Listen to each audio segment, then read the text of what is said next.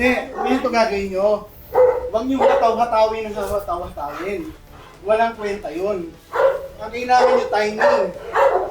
Pag kita mo sinusundot ko sa bunganga, di ba? Hanggang sa maghiwalay. Kasi pag hinataw mo na hinataw, wala lang yun. Sa bunganga. Sa bunganga.